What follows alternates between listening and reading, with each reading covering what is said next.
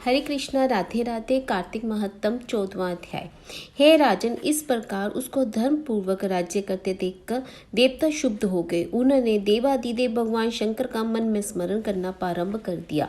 कितने ही प्रकार से स्तुति की। तब भक्तों की कामना पूरी करने वाले शंकर जी ने नारद जी को बुलाकर देव कार्य करने की इच्छा से उनको देवपुरी भेजा।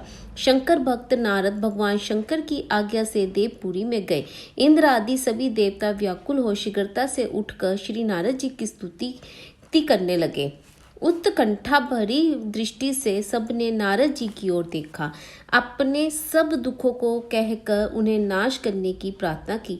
नारद जी ने कहा, मैं सब कुछ जानता हूँ। ऐसा कह देवताओं की आश्वासना देकर श्री नारद जी जलंधर की सब में आए। जलंधर ने नारद जी के चरणों में पूजा कर हंसते हुए कहा, हे ब्राह्मण, कहिए आप कहाँ से आ रहे हैं और कहाँ कहाँ पर आपने क्या क्या देखा, यहाँ कैसे आए हैं। मेरे योग्य जो सेवा हो उसके लिए मुझे आज्ञा दीजिए।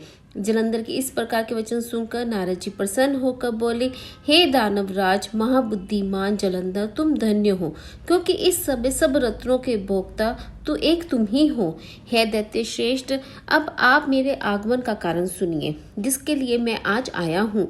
हे दैत्यराज, मैं स्वेच्छा से कैलाश पर्वत पर गया था, जहाँ 10,000 योजनों में कल्प वृक्ष का वर्णन है, जहां पर मैंने सैकड़ों कामधेनुओं को घूमते हुए देखा तथा ये भी देखा कि वे उन चिंतामणि से प्रकाशित परम दिव्य अद्भुत और सब में है। मैंने वहां पार्वती के साथ स्थित शंकर जी को देखा, जो सर्वांग सुंदर गौर वर्ण त्रिनेत्र और मस्तक पर चंद्रमा धारण किए हुए हैं। ये देखकर मुझे बड़ा आश्चर्य हुआ कि उनके समान समृद्धिशाली त्रिलोक में कोई है या नहीं। है दैत्येंद्र, उसी समय मुझे तुम्हारी भी समृद्धि स्मरण हो गया आया और देखने की इच्छा से तुम्हारे पास आया हूँ। ये सुन जलंधर का बड़ा हर्ष हुआ। उसने नारद जी को अपनी ओर समृद्धि दिखला दी। उसे देखकर देवताओं का कार्य करने से इच्छुक शिव प्रेरित नारद से जलंधर की बड़ी प्रशंसा की और कहा, निश्चय ही तुम त्रिलोकपति होने के योग्य हो। तुम्हारे लिए ऐसा होना कोई विचित्र बात नहीं है। मैं देखता हूँ और तुम्हारे पास सब कुछ है, किसी बात की कमी नहीं है। एरावत, उच्च श्रेवा घोड़ा, कल्प वृक्ष और कुबेर की निधि तुम्हारे पास है। मणियों और रत्नों के ढेर भी तुम्हारे पास लगे हुए हैं। ब्रह्मा जी का हंसयुक्त विमान भी तुम्हारे पास है और गोत, लूक, पाताल और पृथ्वी पर जितने भी रत्न आदि हैं वे सब तुम्हारे ही तो हैं। मैं तुम्हारे इस प्रकार के रत्न ऐश्वर्य को देखकर बड़ा प्रसन्न हूँ, परंतु तुम्हारे पास कोई स्त्री रत्न नहीं है, इसलिए तुम्हारा ये सब कुछ फीका है। तुम कोई स्त्री रत्न ग्रहण करो। नारद जी के इस प्रकार के वचन सुनकर दैत्य काम से व्याकुल हो गया। उसने नारद जी को प्रणाम करके पूछा कि ऐसी स्त्री कहाँ मिलेगी जो सब रत्नों में श्रेष्ठ हो। यदि ऐसा रत्न कहीं मिले तो मैं उसे अवश्य लाऊंगा।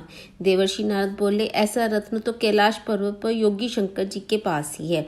उनकी सर्वोग सुंदर पत्नी देवी पार्वती बहुत ही मनोहर है। उनके समान सुंदरी मैंने आज तक नहीं देखी। शंकर से बढ़कर समृद्धिवान दूसरा कोई नहीं है। उसके इस रत्न की महिमा तीनों लोकों में कहीं पर भी नहीं है। तभी तो परम विकप्त आत्मा राम शंकर भी उनके वश में ही हो गए। देवर्षि नारद उस दैत्य से ऐसा कहकर अन्य कार्य करने की इच्छा से आकाश मार्ग से चले गए। ओम नमो भगवते वासुदेवाय। हरे कृष्णा, राधे राधे।